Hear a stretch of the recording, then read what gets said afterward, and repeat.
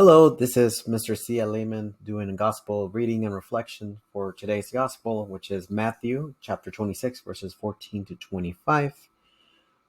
Let us get started with it.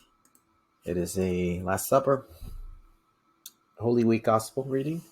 Judas agrees to betray Jesus and a Passover with the disciples. So let's start with Judas agrees to betray Jesus. Then one of the 12, who was called Judas Iscariot, went to the chief priest and said, "What will you give me if I deliver him to you?" And they paid him 30 pieces of silver, and from that moment he sought an opportunity to betray him, i.e. Jesus. The Passover with his disciples. Now in the first day of unleavened bread, the disciples came to Jesus saying, "Where will you have us prepare for you to eat the Passover?" He said, "Go into the city to such as a one, and say this to him: The teacher says, my time is at hand, and I will keep the Passover at your house with my disciples." And the disciples did as Jesus had directed them, and they prepared the Passover. When it was the evening, he sat at the table with the 12 disciples, and they were eating. He said, "Truly, I say to you, one of you will betray me." And they were very sorrowful, and began to say to one another after another, "Is it I, Lord?"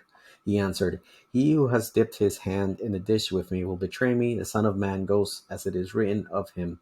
But woe to the man by whom the Son of Man is betrayed.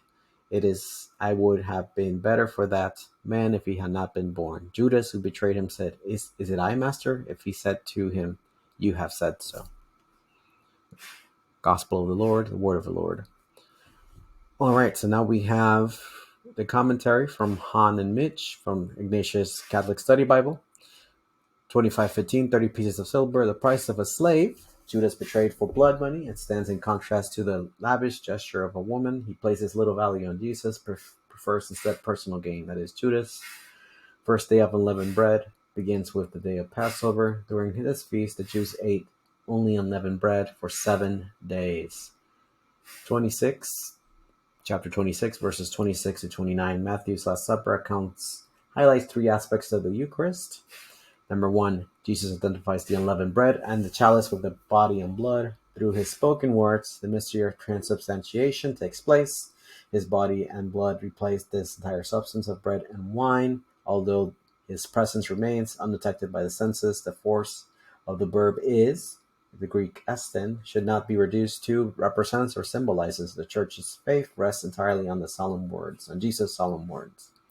Number two, Jesus links the Eucharist with the forthcoming sacrifice on the cross. The expression "poured out" recalls how the Old Covenant priests poured the blood of sacrificial offerings on the base of the temple's altar to make atonement for sin.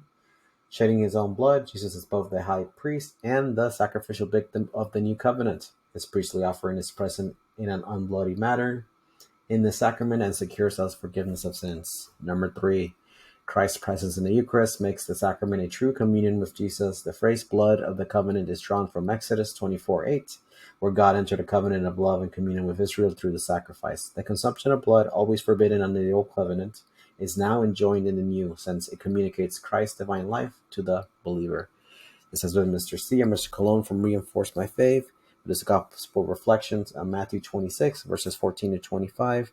Take care. God bless, and seek the true, the good, and the beautiful.